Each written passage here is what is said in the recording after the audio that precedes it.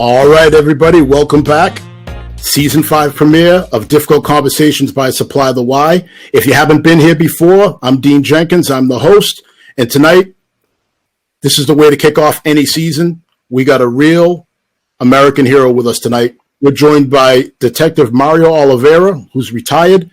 And he survived one of the most gruesome and nightmarish ordeals, for lack of a better way to put it, that I've ever heard.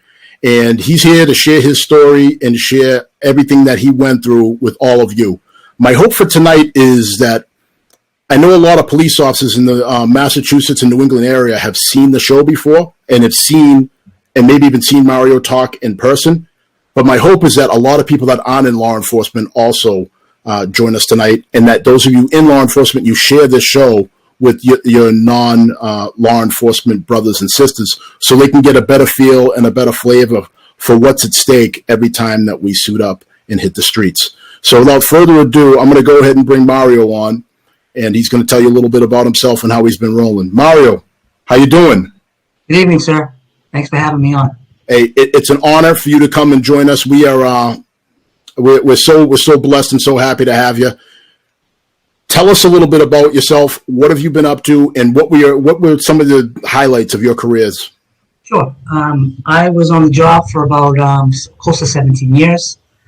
Worked for Somerville PD in 2000, end of 2008, beginning 2009. I was assigned to the ATF in Boston. Had a short-lived career there. Sadly, as you know, I got shot in line of duty in 2010. Went back to work only to suffer a subsequent medical setback, 2 of them actually, a heart attack and a stroke. That forced me out.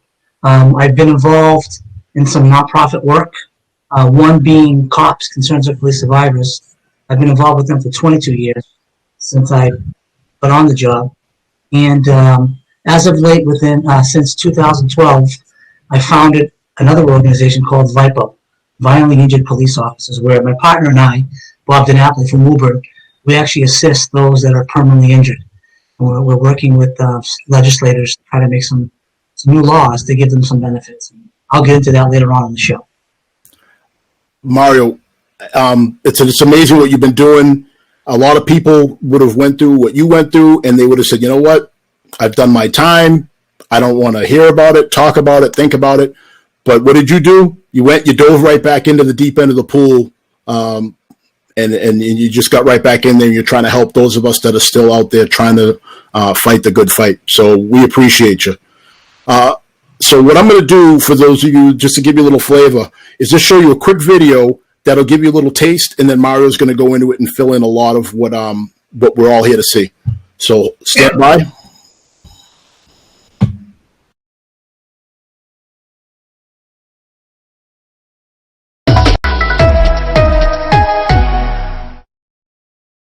He lost me twice. I died twice on the table. A Somerville detective almost killed in the line of duty is now retiring. Mario Oliveira was shot 6 times while executing a search warrant in 2010. At New at 6 tonight, he talks to News Center 5's Rondella Richardson about his terrifying ordeal, his fight for survival, and why leaving is so bittersweet.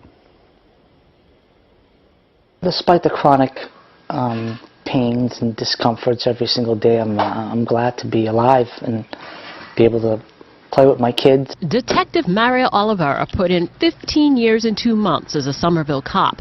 The shooting, November 2010, nearly killed him. I was thinking, I'm dead, I'm dying. And that's when I was telling the paramedic, you do your job and I'm going to do mine.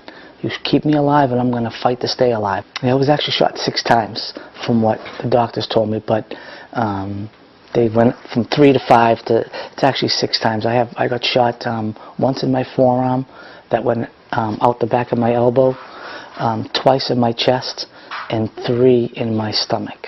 With the ATF task force, he got hundreds of guns off the street.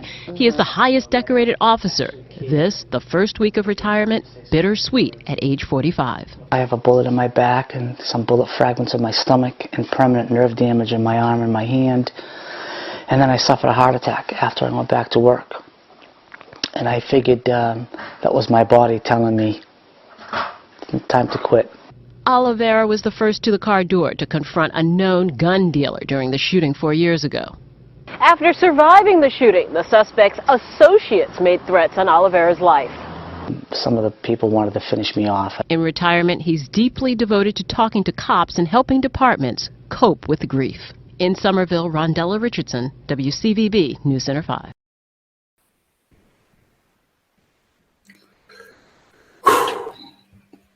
Powerful stuff. So Mario, floor's yours. Take us back to that night. Take us back to everything that led up to that. Sure. So in early, actually mid-2010, I would say probably middle of September, I received a report, a multiple gun sales report. Let me digress for a second to the audience. In 1968, the federal government passed the Gun Control Act of 1968. That pretty much, it mandates shop owners to report multiple sales. So if you buy more than 2 guns in a span of 5 business days, the shop owner reports those transactions to the local ATF office. And I got one of these reports. It was for a young man from Somerville who bought 10 guns in a week. He was 21 years old. I don't know about you, Dean, but what 21-year-old do you know that buys 10 guns in a week? I would say something was definitely amiss there. So following my gut instinct, I started doing some digging, and I learned through my investigation that this kid had made friends with another young man in New Hampshire, paid him money to put his name on his lease that gave him residency in New Hampshire. And with this fictitious lease that he had now, he went in on October 8th to the RMV and got a New Hampshire driver's license, all the while having an active Mass driver's license, which is a no-no. And he went in to the RMV, acquired a new driver's license, and then within a half hour of getting that freshly printed license, he made a beeline to the gun store where he bought his first 2 guns. Then he repeated this process, for the following week. And what I learned through my investigation was that, I'll say his name, Matt Christer was the young man. He would use a Dremel and he would obliterate the serial numbers of these guns. And he would take orders from the gang members in Boston. They would tell him, like, get me a 40 cal, get me a 9mm, whatever. He would take the serial numbers off of them. He'd buy the gun with his own cash for $400. Then he'd meet these kids in Boston and then sell them for like $1,800 a pop. He was making good money. And that was his game. So at one point, I brought him into the station along with my partner, Special Agent Higgins. We brought Matt into the Somerville Police Department using a ruse. And he came in under the auspices of he thought he was going to see a photo array, which I had no photo array to show him. That's how I lured him into the station.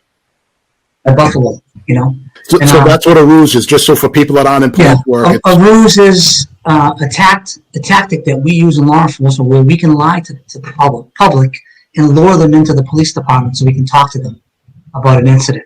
So they're thinking they're coming for one reason, but they're really not. So we're permitted to lie, essentially, using a ruse. So we trick people to come to the station thinking they're going there for another reason, but we really want to talk to them about a crime or an incident. So this kid came in thinking he was going to look at a photo already because he had been stabbed at a party. So he thought I was going to show him a photo already. He came in, my partner and I sat him down, and after a few short minutes, he confessed to his crimes. He told us everything, that he was going up to New Hampshire, buying guns, meeting these kids in Boston, and selling them. So, being the nice guy that I am, I gave him a deal of a lifetime. Rather than arresting him and sending him to federal prison, I offered him an opportunity to work for the police and work off his crimes by being an informant, working for me and my partner so we could dismantle the gang in Boston.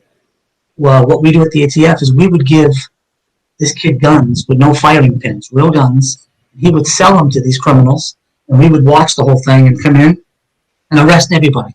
We would unarrest Matt after the kid went to the station, so no one. It would look like everybody got arrested, and then we would repeat this process over and over again until we got everybody under arrest. So, I I walked Matt out to the front door.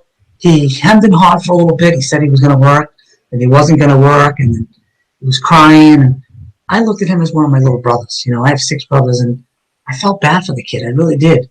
I gave him a hug. I walked him out to the front door, and I told him, I got your back. Do the right thing by me, and I'll take care of you. And when we're done with this case, we'll put you in the witness protection program, move you out of state, give you a new identity. You'll start your life all over again. You're 21 years old. You have your whole life ahead of you. You know, and that's what I was thinking. Honestly, that's what I did, actually. So how did he receive that when you brought that to him like that? Initially, he said, I'm not a rat. I'm from Somerville. We're not rats. And I said, Matt, you can go to prison, or you can be a free man. You can help the police. Right or wrong. What's your choice? I gave him a few minutes. I walked out of the room and got a water. I came back, and he was in tears. He was reluctant, and then he said, all right, I'll do it. I'll do it. So we had scheduled a one of these reverse sting operations for the next day to get our first guy. And I told him, I said, meet me at the station 11 a.m. and we'll do our first operation. He goes, all right, no problem. Next day, I'm at the station with all my guys, my chief, deputy chiefs, ATF guys, and 11 o'clock came around, and I'm looking at my watch, and I'm like, looking at the door, never came in. I called his phone, right to voicemail, called him a half a dozen times, right to voicemail. Finally, my boss told me, he's not coming. I'll get warrants for him. He's done. So I ended up getting federal warrants for his arrest. And I called him. That night I went home. I had a fake Facebook account. And I went in and I had friended him at the onset of this investigation. When I went onto his Facebook wall, I saw that he wrote, fuck the ATF, fuck the Somerville police, I'm going to do me and do me strong. That's what he wrote on his Facebook page that night. I was like beside myself. Here's a kid that I try to help after he screwed up. And this is the thanks that I get. A little disrespectful little bastard, right? That's what you're thinking. So now, warrants are in the system. He called me the next day from an unknown number. And I answered, and I asked him why he didn't show up. And he said, I changed my mind. These guys are going to kill you, and they're going to kill me. I can't do this. And I said, Matt, all bets are off. I'm coming for you. You're going to jail. I gave you an opportunity. There's no more deals. You're done. And that was the last I heard of him. So my partner and I had made several trips to his house at different times of the day for the upcoming weeks. We were there at night, in the morning, late at night. No signs of his car. He drove a red 2-door Honda Accord. He was amongst the missing. I figured he was going to Florida or something. He knew he was wanted. He knew he made a big mistake. Wouldn't you leave? Right? Oh, I'd be gone, yeah. Exactly. You're not hanging around. So I thought. So fast forward now to November 2nd, 2010. It was a Tuesday.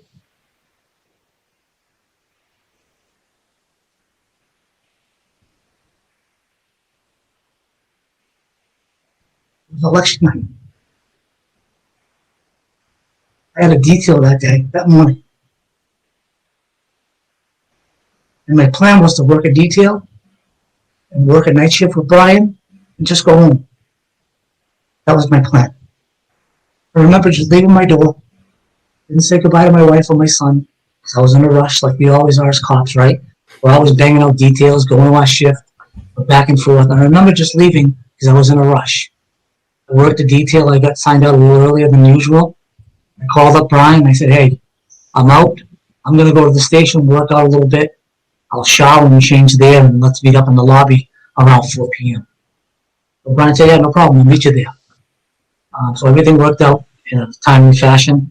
I met Brian at the station. We were talking about what we were going to do. We were going to the projects. We were going to just try to drum up some business, talk to some local young kids to see if we can talk to them and they can give us some information on guns and drugs and what have you. Typical stuff that, undercover guys do. And now we went to the store real quick. Brian says to me, hey, let's take a ride by Krista's house. You have the warrant? I said, yeah, it's in my car. So we hopped into his car, which was a black Chevy Caprice, or Impala, I'm sorry, four-door Impala. And we drove up Highland Ave. He lived on Gibbon Street, right near, 2 blocks away from City Hall. And now it's getting dark. It's around 6 o'clock, 6:15. We took a left on Gibbon Street, which was his street. And as we came down, halfway down the street, it's a one-way, it was his car, parked in front of his house. So I said, oh, shit. I got my phone. I called my sergeant. I actually called 2 sergeants. Had them meet us around the corner. So Brian and I and the 2 sergeants are, we're talking about how we're going to do this operation. It's election night in the city, 6:30 at night. So the city's hopping. People are going to vote at the voting polls. They're going to dinner. They're coming home from dinner, what have you. So there's a lot of foot traffic and a lot of motor vehicle traffic. And so, of course, we're conscious enough to know we don't want innocent people getting shot. This guy's a gun guy.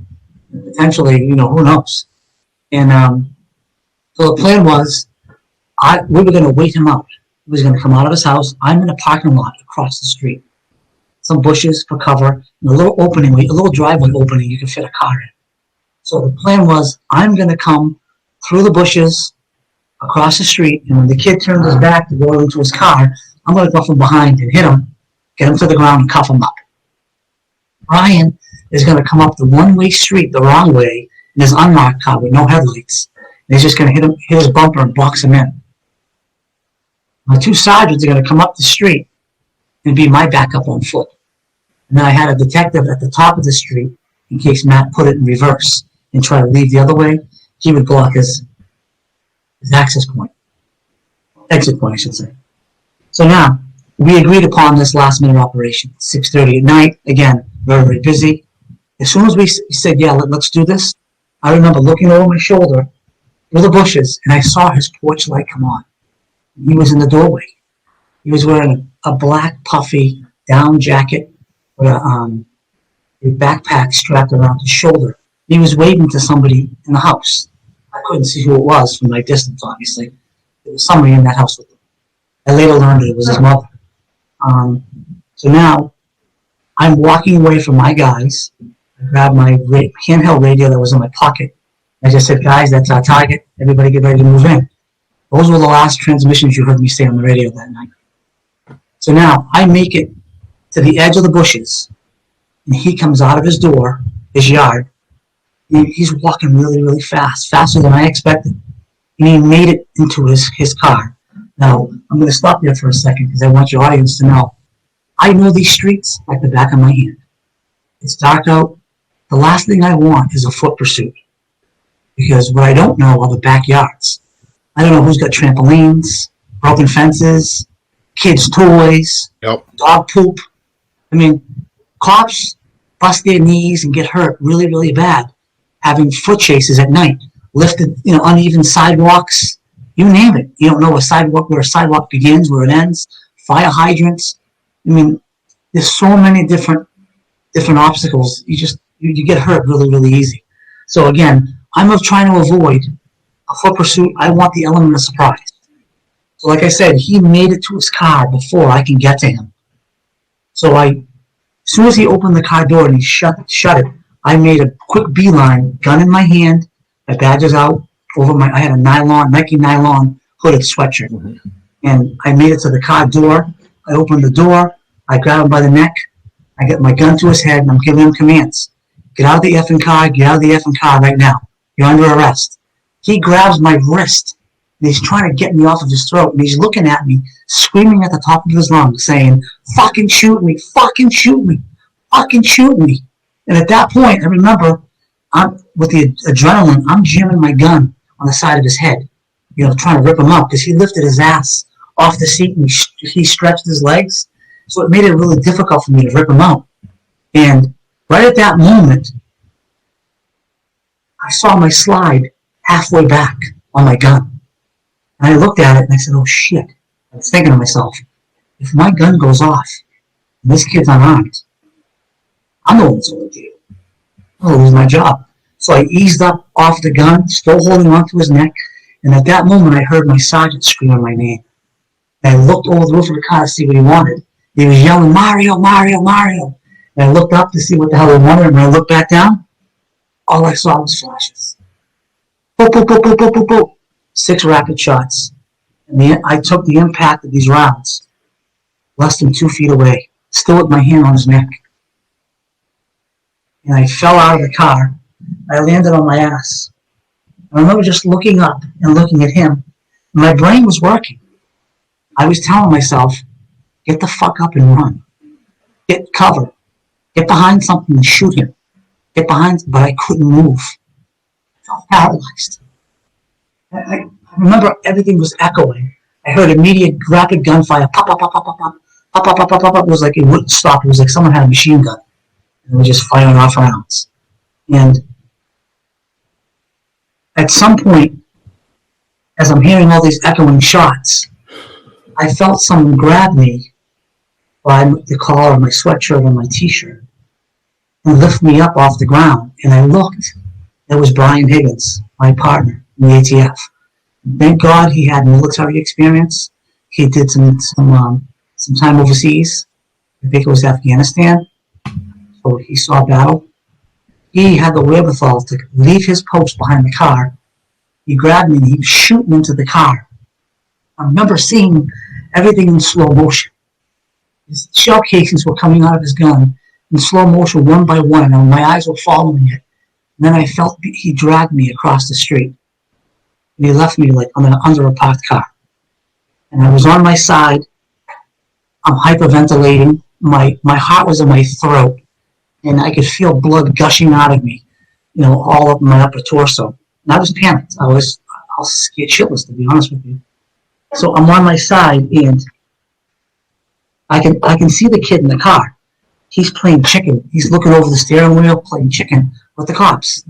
My brain said, fucking shoot him. Shoot him. Shoot him. And I try to lift my arm up. But all I heard was, run. But my arm wasn't moving. At that point is when I looked at my arm. I had a huge hole in my sweatshirt. I realized that I took a round that went through my forearm, it went through my ulnar nerves, out the back of my elbow. I couldn't pull my trigger finger. I'll tell you, it was probably the hottest moment of my life because I felt so defeated. I felt helpless. Couldn't help myself. Couldn't help my guys. I remember just looking up at the sky. I just said, I'm not going home. I'm gonna fucking die. I'm not going home today. All the while I can hear the commotion, yelling and screaming. He's still moving, pop, pop, pop. I actually heard his mother yelling, that's my son, you're shooting my son. The cops were telling her to get back in the house and whatnot. Finally, actually, let me stop right there so I don't forget. It's an important part. But during this shootout and this commotion was really, really loud, I remember my mind did something miraculous. For a short period of time, my mind shut off all the noise, and the gunshots and the screaming and yelling. I remember going in a peaceful trance mentally, where I remembered going fishing as a young boy. I remembered my senior prom. I remember playing Revivia on Rush Street, where I grew up in East Somerville, with all my childhood friends. It was almost like I was waiting to go to heaven. I felt a sense of peace for those few seconds. And then suddenly, my mind shifted back to reality where I could hear the gunshots again and all the commotion and all the yelling and screaming. And then the gunshots stopped. My guys ran over to me. I was on my back at this point, and they lifted my head up. They said I was ash gray, and my eyes were rolling on the back of my head, but I wouldn't shut the fuck up. I kept yelling at them, get me out of here. Throw me in the trunk.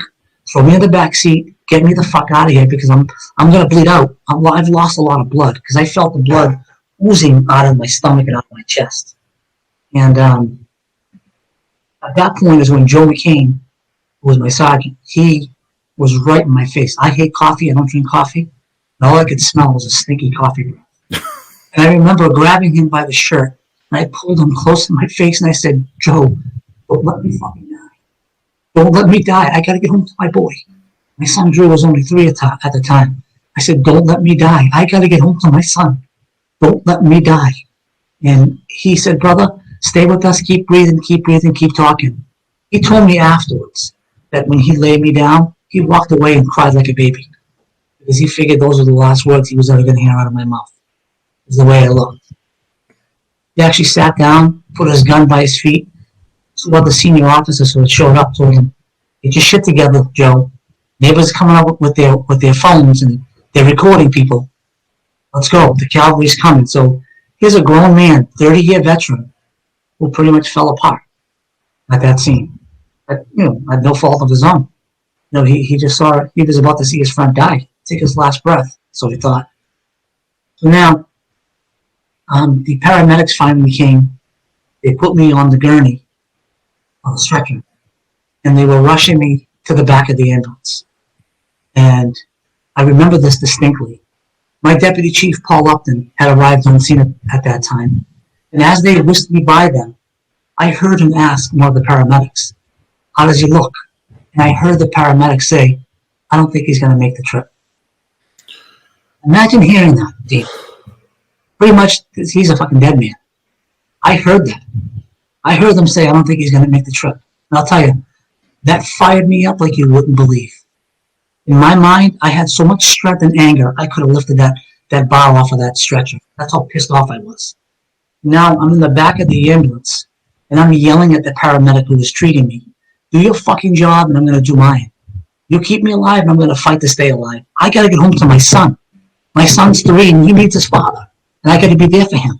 And he said, oh, you have 2 boys? And I said, what are you, a jerk? I just fucking told you I had 1. I didn't know then that he was checking my mental status. I thought I was being a punk, So they eventually got me to the hospital, to Mass General. I remember getting there, it was chaos. It was chaotic. Everybody was scrambling, screaming, yelling, running around. They brought me into the trauma bay. And initially, everybody was around me, cutting off my clothes, putting on gadgets, whatever the hell they were doing to me to save me. And then a few short seconds went by, and there was nobody tending to me. I'm shivering. I'm naked. They got the friggin' AC on in November. They get whatever. It's cold in there. And I remember just looking up at the ceiling, staring at these lights.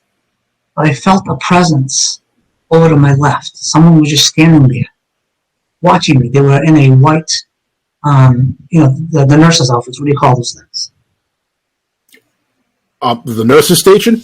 No, the nurse's clothes. Oh, the scrubs. Scrubs, yeah. They were in white scrubs. And I was afraid to look initially, and then I just ducked my head and looked.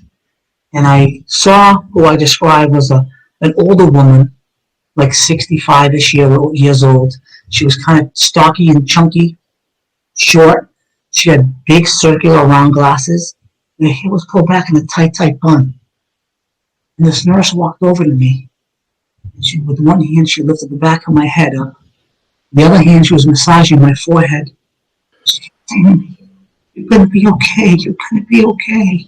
You're going to be okay. And I looked at her and I said, please put a blanket on me. I'm very cold. And I think she did because I felt warm. I didn't see a blanket, but I felt warmer than I was just seconds before. And then without any type of notice whatsoever, they rushed me out of that emergency room. They were running down the hall at full speed. My doctor was at the front of the bed, pulling it. They took a corner to go to the right, to the elevator, and I heard my doctor screaming, hold the elevator, we're going to floor 2. They took a right. I almost toppled over, but they caught me, put me upright, and I'm thinking, these people are going to kill me before I even make it to the operating room. What the hell? So now I'm in the elevator, and I heard them talking in there about my surgeon barking orders to the nurses. Fire up the x-ray machine, do this, do that. And then within seconds, I was in the operating room. I knew I was there because it was much quieter. The atmosphere was much calmer. The lights were much brighter. And again, I'm lying there just staring at the ceiling, and I'm thinking, I can't freaking believe I'm alive still to watch all this. And at that point, again, I felt a presence to my left side, just someone standing there watching me. And I dipped my head again and I looked. There was that same older nurse from downstairs, short, stocky, with the round glasses, and hair pulled back in a tight bun. She came over to me again, lifted the back of my head, was massaging my forehead with the other hand. She kept saying to me, "You're gonna be okay, you're gonna be okay." I remember looking in her eyes and I said, "Just let me die. I'm tired of fighting. I can't fight any longer. I'm tired." At that point, I was so tired of just, the adrenaline, whatever you want to call it. I just needed to stay alive for my family. And I ran out of gas. And then she was looking in my eyes and she said, "Oh, no, you're not going to die tonight. You're not going to die. You're going to be okay." And that's all I heard, or all I remember, I should say. She laid my head down, and I don't remember anything else. So I woke up a day and a half later in the ICU. I remember after the anesthesia wore off, I woke up and I was looking around. I was a little confused. I didn't know where I was. I thought I was going to wake up in heaven or wherever you go. And I saw my wife and my parents. Of course, they're crying. I had a feeding tube up my nose and down my stomach. My arm was up on the sling because I took around right here. And I said, "I'm alive." I said, "Yes, you are." And I'm like, "Oh," I started to cry. One of the nurses heard me speak. She went to go get my doctor, Dr. King. And that's the first time I formally met him. He came through the curtains. And I remember he was at the foot of my bed. He reached my foot and he squeezed it and he said, "Hey, champ, you feel that?" I said, "Yeah, I'm not paralyzed." He said, "No, you're not. You, my friend, are the luckiest SOB I've ever met in my life." He said, "I'm a colonel in the Army. I've done 14 tours to Iraq and Afghanistan. I've never seen anybody survive what you survived." And he told me where I got shot. He said, "You took 2 rounds to the chest, 3 rounds to the stomach, and 1 to your arm, all at point blank range. And he died on me twice." He told me that on. Did you say you died? Did you say you died twice? Yes, I died twice in the hospital. Yes, the first time for 3.5 minutes, he said, and the second time for almost 4 minutes, gone. And he said on the second episode where I arrested completely, rather than cutting my breastbone, he cut a hole in my diaphragm and he reached in and he massaged my heart back to life. If we had the wherewithal today, I would show you the videos of his testimony, how he did this. So he actually cut my diaphragm, reached in, massaged my heart back to life. He said that's all it took. A few pumps and I came back and they got me stable. So as he's telling me this at my bedside in the ICU, I'm crying and I'm thanking him for saving me. And I told him, I said, "Doc, there was a nurse here that night that helped me. I want you to get her for me so I can thank her. I want to meet her. I want to meet this woman. And she put me at ease and she really, really calmed me down." And he looked at me and my parents and he said, "What nurse are you talking about?" I said, "Well, I saw her in the emergency room when you guys first brought me in. I was in the trauma bay and I described her to him and what she did and what she said. And I said, and then you guys ran me out of that room, the emergency room. You were flying down the hall. You were dragging the bed. You took a right to go to the elevator. You were screaming and yelling to hold the elevator. We're going to floor 2. And he looked at my parents and my wife and he did that. Time out. He goes, "How do you know this?" And I said, "Because I was on the bed." He said, "No, my friend, you were dead. You had no pulse. You weren't breathing. You were dead. You were clinically dead. Dead man can't form memories. I don't know how you know this. But you're 100% right in what happened to you." And then he said, "Tell me more about this nurse. When did you see her again?" I said, "She was with me in the operating room as well." And, I told him what she said, what she did, and what they were doing to me to prep me for the operation. And he looked at my parents again and he said, "Listen, again, I don't know how you have all these accurate memories, but you shouldn't have any memories. Dead men can't form memories." And he said, and as far as the nurse is concerned, there was nobody on my trauma team that looked like that. And 2 seconds before that, when I described the nurse again, my mom had collapsed in the room. And my dad picked her up and put her in the chair and told her to shut up. We're Portuguese. That's the old-fashioned Portuguese do, So he put her on the chair, told her to be quiet. She's bawling her eyes out. And so the doctor told me, he assured me that there was no nurse on his trauma team that looked like that. That would have been allowed to touch me, let alone be near me. But I begged him to go and do a more thorough check or research about who this nurse may have been. He said he would. A week later, he came in, or not a couple of days later, he came back to see me, and he said, "Buddy, I can assure you with utter certainty that there was no nurse on my trauma team that looked like that." I said, "All right, this is a mystery. I don't know." So, of course, life goes on, and I did my time in the hospital. And the day that I was going to go home, I remember the nurses came up, and I had staples going down the middle of my chest down towards my groin area, past my belly button. And the nurses said, "Oh, you're going home today. We're going to remove these staples." And I said, "No, don't. I don't think I'm healed yet." They said, "No, you'll be fine. You'll be fine." So they removed my staples. They got me dressed, and they put me in a wheelchair and brought me downstairs where the mayor was there from my city, the chief of police, a bunch of other dignitaries, and other politicians that were there. The head of the ATF in Boston was there, and they all did their little speeches and what they normally do at these political events. And I just sat in the wheelchair quiet. I just wanted to go home and see my boy. And they got me in a cruiser. We had a nice, beautiful motorcade of police cars and motorcycles that escorted me home. And I'll tell you, Dean, it's probably one of the most proudest moments of my life. 8 o'clock. I saw police officers from all over the place, stopping traffic at intersections, saluting me as the motorcade drove by. I was never more proud to be a cop on that day. And to me, that showed me that the thin blue line exists. It was alive. It was alive. I'll never forget it.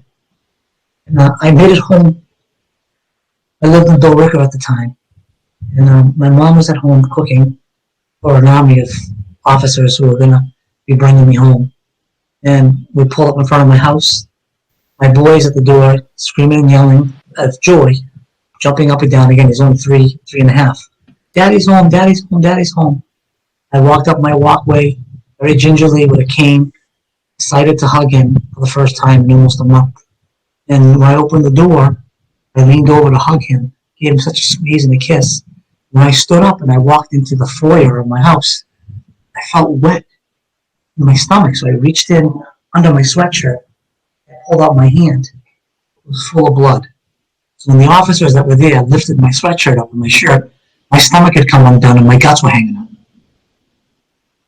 So they had to lay me down in the foyer of my house, pack me with towels, and rush me back to the hospital. So they came through the skin and your intestines were exposed. Well, yeah, the skin popped open. I wasn't healed. Those dummies didn't listen to me. And I told them not to take the staples out. I knew it wasn't healed. But because of the movement, and I don't know what happened, what triggered it, but the seam that they sewed me up came undone. My insides were showing. And so they had to rush me back to the hospital, where I stayed for a few hours, where they ran some more tests, cleaned out the wounds, and they stitched me up this time. And they sent me home with 2 gaping open wounds, one right in the center of my chest and one right next to my navel. And they were very, very deep. The doctor told me that they were going to send a nurse to my house who was going to pack the wounds with something that would make the flesh come together.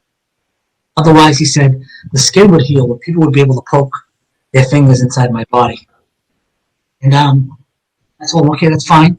So the next day, I went home that night, slept on the couch. That's where I stayed for weeks, months actually. I couldn't walk. The nurse came over, and she tended to my open wounds, cleaned them out, and then she looked at her medical bag and noticed that she was out of gauze, the right size gauze to cover these wounds. So she asked my wife if there was a CVS nearby. My wife said, yeah, I have to go to CVS anyway. Tell me what you need, I'll go buy it. So my wife leaves the CVS, comes back, gives her the gauze, the nurse covers my wounds, and she leaves. A few minutes later, I'm watching Oprah or whatever the hell was on TV, and I could hear my wife in the kitchen sniffling. I thought she was crying. So I lower the volume, and I'm listening intently, and I can hear her sniffling. So I called her in the room, and I asked her to come in, and I asked her what was going on. And she looked like she had been crying. and she sat next to me, and she put one of those pregnancy things in front of me, and I'm looking at it, squinting at it, and it said pregnant. I said, "You fucking bitch, you cheated on me while I was in the hospital?" So we found out my wife was pregnant the day I got home from the hospital. 9 months later, I had another baby boy born on my birthday. The paramedic was right. I had 2 boys. I just didn't know. That's incredible. Instead of God taking my life, He gave me a life. He gave me a life. The next day, my mom and dad came over. I don't know if I mentioned earlier, I'm Portuguese, 100% Portuguese. And for the Portuguese people, kale soup is like Windex is for the Greeks. It cures cancer. So my mom and dad brought some kale soup over because I was on a liquid diet. I couldn't eat anything solid. Per doctor's orders. And my mom came over. My dad went in the kitchen. My mom had a picture frame like this, clutched to her chest. And she was crying. She came over and sat next to me. And I asked her what she had with her. And she said, "I brought something for you. So I want you to keep this on your wall at home. Promise me you'll keep it on your wall." I said, "Absolutely, Mom. What is it?" When she handed me the picture frame, I looked at it, and I just started to cry. I just started to bawl my eyes up. The woman in the picture was my nurse. It was my nurse. It was my grandmother. My grandmother who died 30 years ago. That's why no one knew her. And when I found out later through my brother, who's also a police officer and still is, he is the one that called my mother to let her know that I had been shot. He had heard through the grapevine that I died en route to the hospital. It was that bad. So he called my mom up to tell her that I had been shot and it didn't look good. My mom, upon hearing this news, fell to her knees, hit the ground, dropped the phone, the cordless phone. She started praying to her mother. "Mama, please save my son. Save my son. Don't let him die." And wouldn't you believe? That's who came to my side that night. That's who I saw. Who would talk to me.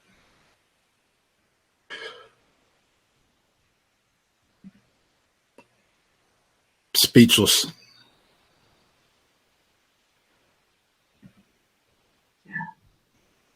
Mario, this is incredible. Again, folks, for those of you that are, well, Mario, we'll give him a minute here. For those of you that are just tuning in, this is Difficult Conversations by Supply the Y. We're here with Mario Oliveira, retired detective, Somerville PD, and he's sharing the kind of story that everybody needs to hear. That I don't care if you're white, black, if you're religious, not religious, if you're a police officer, if you're not, this is a human story. And if you can't feel something when you hear a story like this, I don't know, there's something wrong with you, because this is as real as it gets. So go ahead, Mario. So I did 5 months recovery at my house. I pushed myself really, really hard. I went back to work in 5 months. On March 4th, I went back to Somerville PD, full duty, not a desk job. I ended up going back to the ATF, kicking down doors, getting guns off the street, only to suffer a major heart attack 8 months later. I woke up in the ICU with a balloon pump in my heart, and my surgeon said, "No more for you, buddy. You have to call it quits." And I retired at that point. I put in my paperwork. Then in 2015, on June 30th, I suffered a major stroke that left me paralyzed in my whole left side for the whole summer of 2015.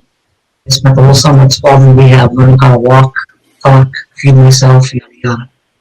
And by the grace of God, I got everything back, and then I have some minor issues on my left side, but all in all, I can function pretty well. And I don't know when do you want me to go into with my retirement process? I'm sorry, say again, Mario? So when I try to retire, I want the audience to know this. Let me go into, so for the purposes of educating your audience, Those are officers and non-officers. When you die in the line of duty, there are benefits that are afforded to your loved ones, to your beneficiaries. So, if you die in the line of duty, the federal government would pay your beneficiary, usually your spouse, $365,670. That's what the pay is right now. It changes every couple of years. So as of right now, it's $365,670, tax-free, and the money comes from the Department of Justice through the PSOB, Public Safety Officers Benefits Program. In addition to that, the state of Mass would give your spouse a $300,000 tax-free payment. So right off the cuff, you're getting over $600,000. Your family is. Whatever rank you held at the time of your death, your spouse would get your base salary for life. For life. So if you were a sergeant and you died in line of duty, your wife would get your sergeant's pay for life. Every raise the department gets, negotiates through contract negotiations, your spouse gets those raises as well. Any stipends that your union gets, your officers, she gets them as well. They have to pay her as if you're still there. If you own a home in Massachusetts, you have real estate tax exemption. Your wife would be exempt from paying property taxes on your home. If you have children and they want to go to school, you have in-state college tuition paid for. Any state school, free ride. If your children want to be cops or firemen and have a civil service job, they go right to the top of the list under a wounded veteran. It's called a 402A status. And then lastly, if you're a member of the NRA, they also have a $35,000 line of duty that pay out, tax-free. So those are all the benefits that you get when you die. Now, if you survive like me, the law states you get 72% of your pay, which is a little bit more than half. And then, to add insult to injury, you can't earn more than $15,000 a year, or work more than 960. And recently, they just passed a new law last week, raise it up to $1,200 if you do die. So essentially, we're worth more dead than we are alive. Really, that's the truth. You're worth more, financially speaking. You're worth more dead to your family than you are alive. It's infuriating. I find that deeply offensive. It's appalling. So what did I do? I did a lot of research. Being a detective, my job is to find the truth, right? Dig, and find the truth. So I learned back in that point in 2010, that in 2010 there had been 49 officers who had retired with 100% of their pay, life, through their city or town. And basically, the mayor or the town manager of their municipality, they write up special legislation that supersedes the law of 72%, and that officer would get 100%. 100% of their pay, tax-free, with all the raises. And so, knowing this, I went to my chief, at the time it was a new chief, Tom Pasquarello, a good guy, and I said, Chief, this exists. He knew about it. I said, would you see the mayor? And I asked him if he would support me for this. I really would like to get it. I have a 3.5-year-old little boy and a brand new baby. And, my career is gone. In the blink of an eye. The rug got pulled off from underneath me. I had no fault of my own. I can't live on just a little over half of my pay. I have a mortgage, a car payment, bills like everybody else, And for a year and a half, I waited at home for a phone call from the mayor and never got one. He didn't call to check on you in a year and a half. No, the Not chief, so much as a, hey, how you doing? never called. And I'll tell you guys right now, that year and a half hurt me more than getting shot. I sat at home, worried, wondering, not knowing how I was going to take care of my family. And I felt like I became a burden, my own family. So here's my wife working extra hours at the law firm. She was cleaning up, mowing the lawn, and I couldn't, I felt like a bag of shit. I couldn't do much. Now I've been shot, now I've had a heart attack, and now a stroke. And I was just like, how do I move on from this? And it did a number on me. I dropped down to about 130 pounds. soaking wet. I wouldn't go to any family functions. I never left my room. I didn't want to talk to anybody. I didn't want to see anybody. I hated everybody. I felt betrayed, administrative betrayal. I felt like I was harmed. The city didn't give a shit about me. And I'll have you know, that your audience saw the clip. From this day, till this day, I'm one of the highest decorated cops in the history of my department. I have never been reprimanded, suspended, never, my whole career. Just nothing but commendations and accolades and everything else. And this is how they treat you. I wasn't a problem child. I was never up in the chief's office or the mayor's office for any wrongdoing. I wasn't accused of anything bad, violating policy, never. Mayor came close a couple times, to be honest with you, but I never did anything bad, you know? I was a good cop. I was a cop's cop who just loved my job. I just loved my job. And to be treated like that afterwards, like I was a broken toy in the land of misfit toys. That's how I felt. Because Mario, one of the things I was going to ask you, but you went right into it, was I was going to ask you what kind of follow-up and what kind of support you received from your administration and your local politicians. But it sounds to me like you just kind of put it out there. Yeah, as far as my department, they were awesome. My chief, my deputy chiefs, the rank and file, sergeants, lieutenants, they would come up to my house. They were bringing stuffed animals for my boys. They were bringing us food.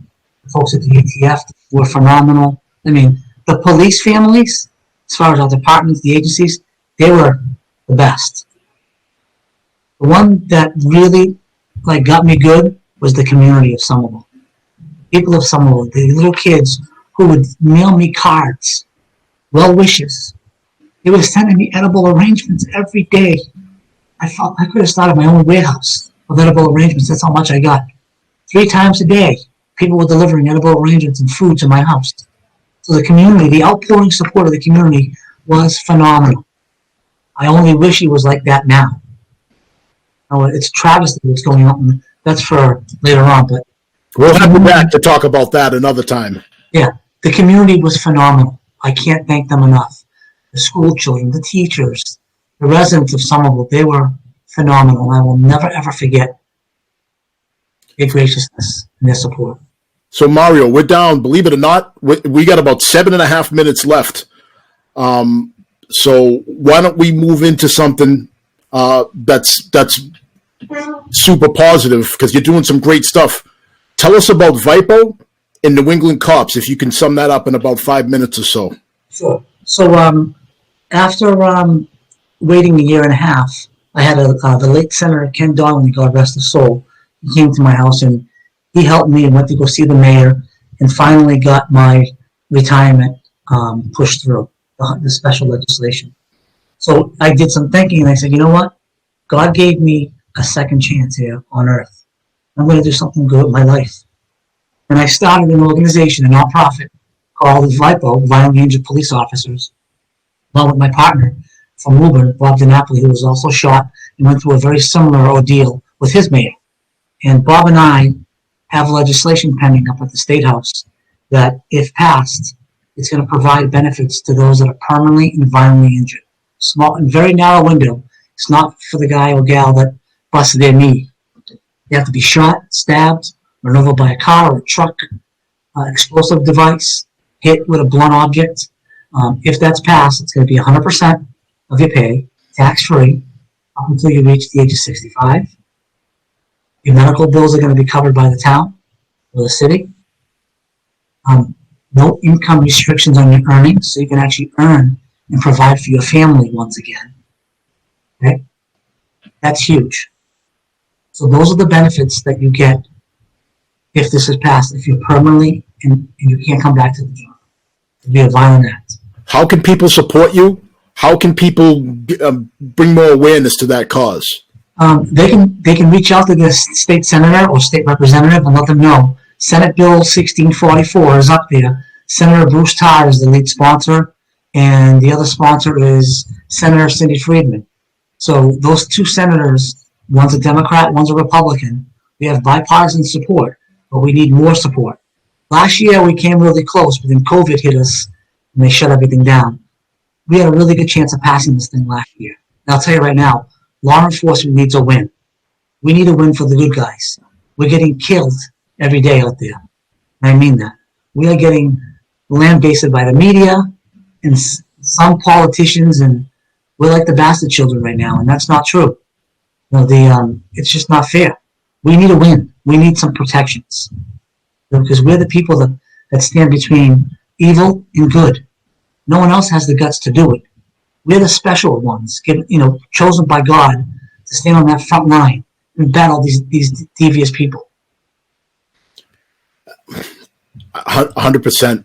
It's so what we're going to do, Mario, why don't we do this? Why don't we make an agreement that you and I will link up at some point after the show, and let's get some links that we're going to blast out through all the Supply the Why platforms. Folks, if you're out there, if you've liked and you're following the Supply the Why pages, we need your help. We need you to also share and support this. And don't just share the link. We need you to put a little something with it. Provide some context as to why it's important to you and why you think your community needs that. And I need you to share that as well. Mario needs you to share that. Bob DiNapoli needs you to share that. And so many other, and the thousands of other police officers across the Commonwealth and across the country. We need you to share that. We need you to support that, because the several levels of indignity that Mario had to endure, it didn't need to happen like that. At the very least, when you have people that are going out there and being willing to put themselves in harm's way for all of you, I think the least you can do is just make sure that if something like the nightmare that Mario lives through happens, that there is some protection in place, not just for Mario, but for families as well. Absolutely. And I passed my legislation, oddly enough. We started here in Massachusetts, and in the last 3 years, I've passed it in Kentucky and Oklahoma. So I've passed my legislation in 2 other states. And my vision, my goal, my dream is to have it flush the whole United States and every state to adopt this, to give protections to all our officers across the country. That's a dream, and I got to be honest, after tonight, I have to imagine that you've converted a lot of people, and that's now going to become other people's dream. It is now one of my dreams, and I am going to do what I can to use my small platform here to help blast that out there and make people aware of that. So, like I said, we're gonna stay in touch like we have. We're going to collaborate, and we're going to see what we can do about making some noise on this bill. And hopefully a lot of people in the audience are with me, and people that are catching the replay of this on the podcast and in the web form will also jump on board. Mario, I can't thank you enough for taking the time out to share this with us. I can't imagine what it must be like to have to retell this story and constantly rip the Band-Aid off every time you speak, and every time somebody like me comes along and says, hey, you got a great story. I think that you are a difference maker, and I want you to tell your story. So I apologize if I'm re-victimizing you, but I also want to thank you on behalf of everybody in the Commonwealth and beyond for making us better people by sharing your story with us. Thank you very much. So, folks, that's going to do it for us tonight. Again, big thanks to Mario. Big thanks to everybody that's taken the time out to watch these shows. This is just the beginning of what's going to be an unbelievable season 5 of Difficult Conversations. Again, if you haven't already, subscribe, follow, like Supply the Why. We're on LinkedIn, Facebook, YouTube. We have the podcast versions for if you're working out or if you're on the job and you can't watch the webcast, don't worry, we got you covered. Check out our podcast. We're on all the major podcast platforms, and this will be available in a couple days. So, folks, again, I just want to thank everybody for coming out and spread the word about what we're trying to do here. So on behalf of Mario, I want to wish everybody a good night. And as always, #Supply the Why. Good night. God bless.